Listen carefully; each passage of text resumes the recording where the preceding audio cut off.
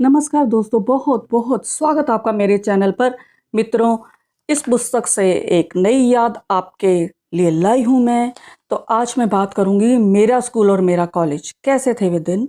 School college यादों के रोशनदान से 4 वर्ष कॉलेज में बिताए। उन वर्षों के बारे में बताना बहुत ज़रूरी है। उस समय स्कूल कॉलेज के बाथरूम यानी प्रसाधन इतने गंदे रहते थे कि मैं कभी वहाँ गई नहीं। पता नहीं क्यों प्रशासन उसके प्रति इतना उदासीन रहता था, कभी संवेदनशील नहीं हुआ। हाँ, स्टाफ के लिए मुझे ऐसा लगता है कि साफ टॉयलेट होते होंगे, आज भी कुछ जगह पे ऐसा होता है। हाँ, लेकिन लोग भी आज थोड़े जागरूक हुए हैं हाइजीन के प्रति। मुझे ऐसा लगता है कि घर का भी सबसे महत्वपूर्ण कोना वॉशरूम है, जहाँ आप गंदगी निकाल कर स्वच्छ पवित्र होकर बाहर आते हो।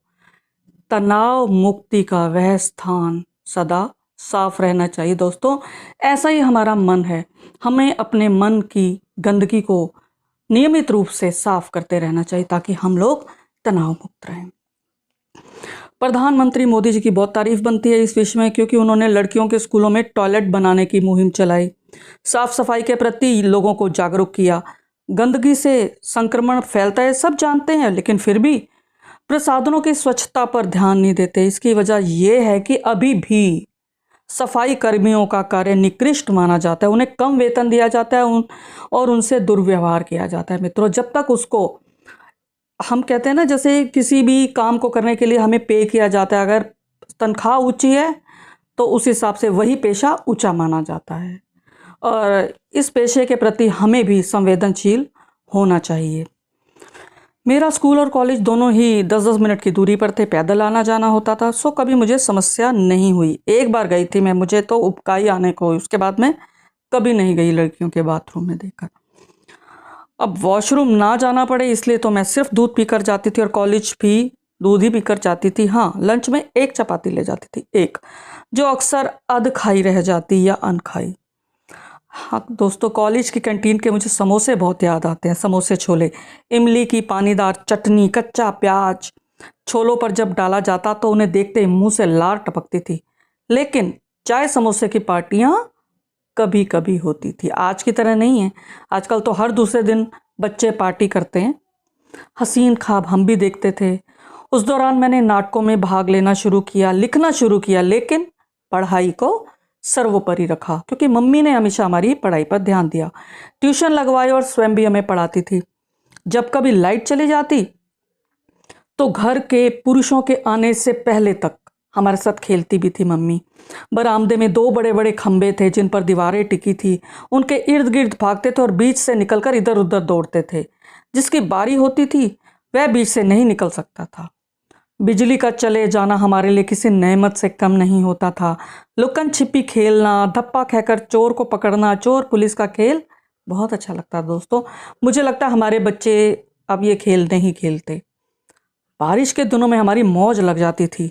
पापा हम तीनों बच्चों को मोटे खेस दे देते थे। हम तीनों अपने अपने खेस ओढ़कर बैठ जाते थे, सिर ढक लेते ताकि हमें ठंड कानों को ना लगे। फिर मम्मी कांच की प्लेट में आटे का हलवा देती थी, बहुत ही स्वादिष्ट। वाह, क्या राजसी जीवन जीते थे हम लोग। माँ राजकुमारी के राज में हम राज करते थे। ठंड के दिनों में मैं कभी शॉल नहीं पहनती थी, टोपी नहीं लगाती थी, क्योंकि मुझे शर्म आती थी। आज सब बदल गया है। उम्र के इस पड़ाव पर पहुंचकर समझ में आती कि सब कुछ कितना बदल गया, कितना क्षण भंगुर होता है। हम जानते हैं, फिर भी बटोरने पर लगे रहते हैं। वक्त हमारे कदमों के निशान मिटाता रहता है और हम उन्हीं लकीरों की स्मृतियों को सीने से लगाए रहते हैं। अब मैं स्कूल पे आती हूँ, कविता पे।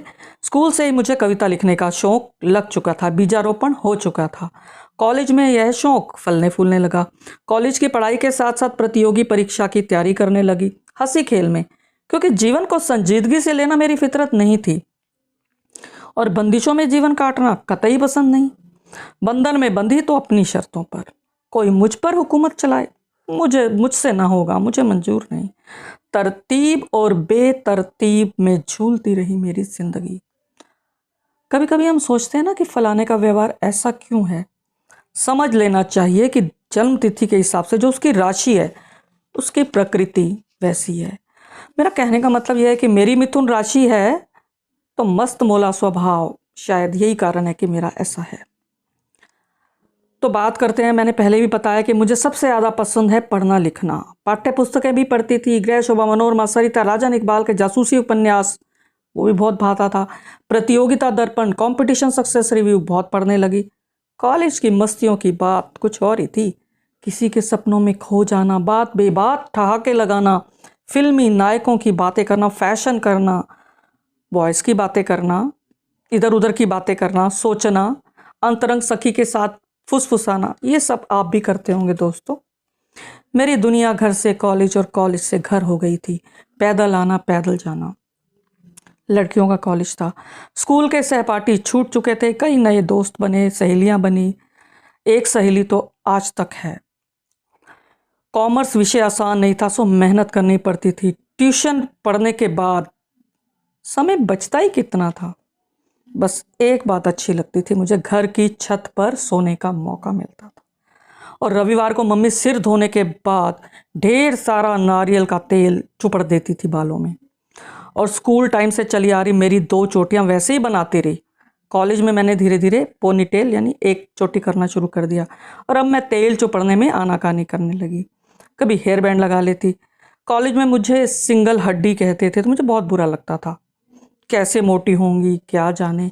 फिर फाइनल ईयर में आकर पनीर के परांठे खाने शुरू किए। दोस्तों 19 पार करके कॉलेज ख़त्म हुआ, उससे पहले दिन में 3 रोटियां मैं खाती थी, एक सुबह, एक दोपहर, एक रात। आज 50 पार करते हुए फिर से 3 रोटियों पर आ गई हूँ। हाँ, बीच में 6 रोटियां भी हुई, लेकिन अब फिर से 3 रोटियां। मुझे लगता है कि किशोरावस्था तय करती है प्रौढ़ावस्था को।